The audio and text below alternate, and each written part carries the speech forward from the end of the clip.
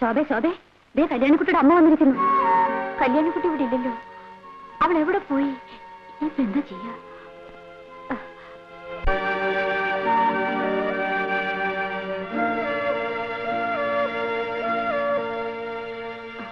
വരൂ,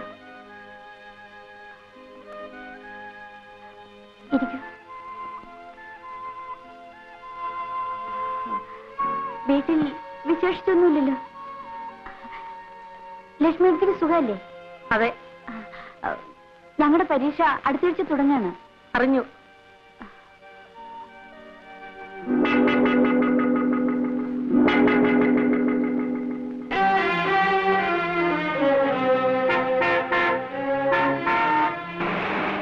ഞാനിപ്പോ വരാം. അമ്മയ്ക്ക് കുടിക്കാൻ എന്തെങ്കിലും വേണോ?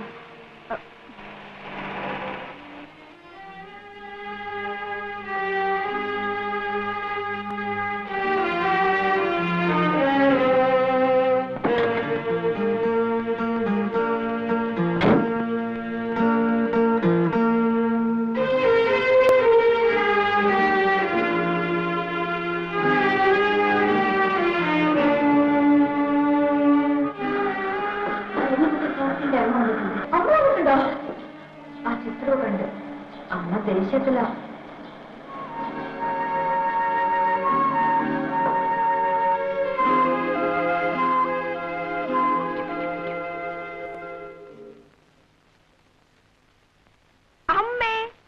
അമ്മ എപ്പോ വന്നമ്മേ?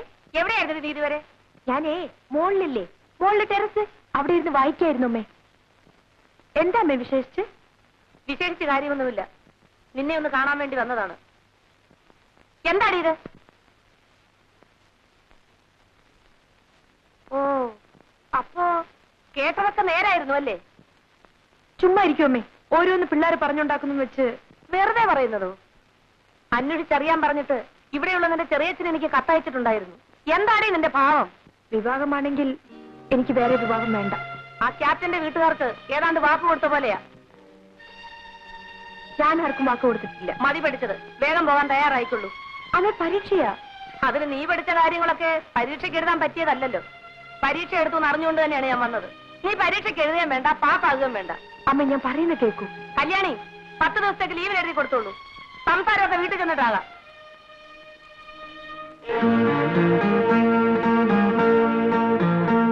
പ്രഭു, മൈ ഡിയർ പ്രഭു, ഞാൻ വരാം കേട്ടോ.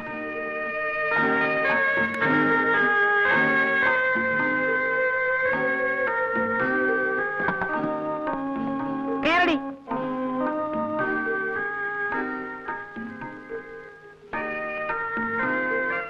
ശോഭേ, ശരി, പോയിട്ട് വരും.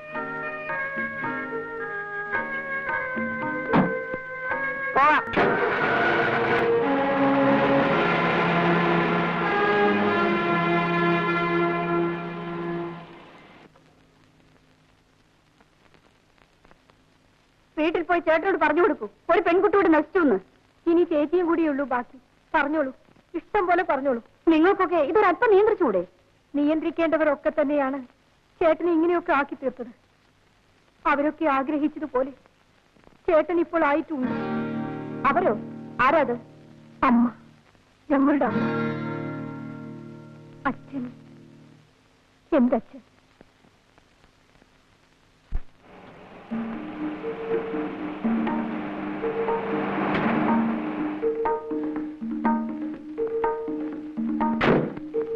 ലക്ഷ്മി എടുത്തി, ലക്ഷ്മി എടുത്തി.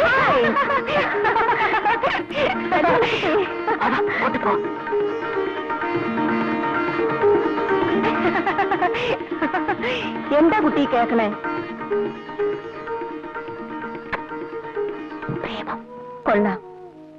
എന്നെ കണ്ടല്ലേ കുട്ടി നീ ഇത്രയും കാലം വളർന്നത്? ലക്ഷ്മി എടുത്തി, നിനക്ക് ഞാനാവണമെന്ന് എന്താ ഇത്ര മോഹം? ആണിനൊന്നും നഷ്ടപ്പെടില്ല, പെണ്ണിനതല്ല കുട്ടി. എനിക്കറിയാം ലക്ഷ്മി എടുത്തി, എനിക്കൊന്നും നഷ്ടപ്പെട്ടിട്ടില്ല, എന്റെ മനസ്സൊഴി.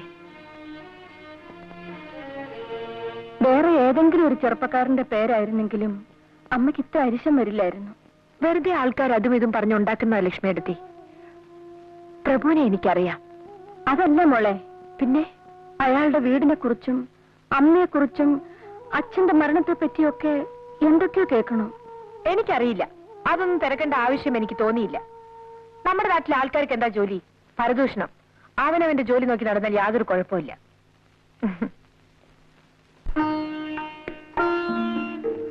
മൈ ഡിയർ പ്രഭു,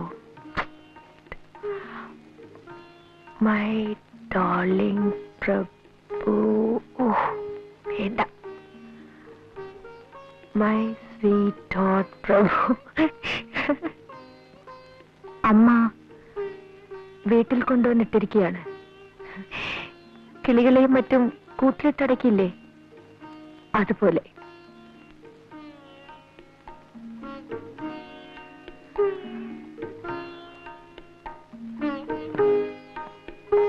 എന്തൊരു ഭംഗിയായിരുന്നു നമ്മളൊത്ത് കഴിഞ്ഞിരുന്ന ആ ദിവസങ്ങൾക്ക്.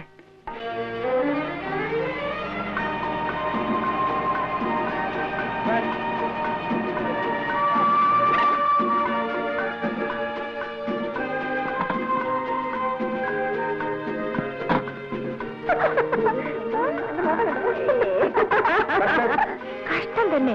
എന്തായി കുട്ടികൾക്ക്? അവര് പിന്നെ എന്ത് ചെയ്യണം? ഓടിച്ചൊന്ന് മാലയിടണോ? നിനക്കതിൽ ഹീറോ ആയിരിക്കും എന്ന് പറഞ്ഞ് ഇങ്ങനെ അങ്ങ് പേടിക്കാൻ തുടങ്ങിയാൽ അത് കുറച്ച് കടുപ്പം തന്നെയാ. ഒരാൾ സിസ്റ്ററിനെ കാണാൻ ഹോസ്റ്റലിൽ വന്നാൽ ഇങ്ങനെയാണോ പെരുമാറേണ്ടത്? അങ്ങനെ അങ്ങ് ആളെ പിടിച്ച് നിന്ന ആളാണോ? ഞാനൊന്ന് നോക്കട്ടെ.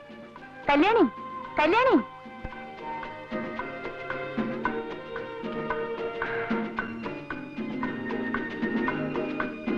നീലിമയുടെ ചേട്ടനല്ലേ? അതെ, ഞാൻ പറഞ്ഞു വിടാം. ഹായ്, നല്ല ആള്. ഇങ്ങനെയാണോ ശനിയാഴ്ച വരാമെന്നും പറഞ്ഞിട്ട്? ശനിയാഴ്ച കഴിഞ്ഞാൽ ഞായറാഴ്ച, അത് കഴിഞ്ഞാൽ വീണ്ടും ശനിയാഴ്ച. ഹായ്.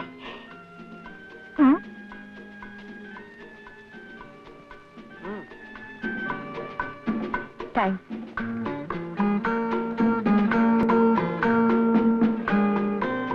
ഒരെണ്ണമെങ്കിലും ഉണ്ടല്ലോ എന്നെ പേടിക്കാത്ത ഹോസ്റ്റലില്. പേടിയോ?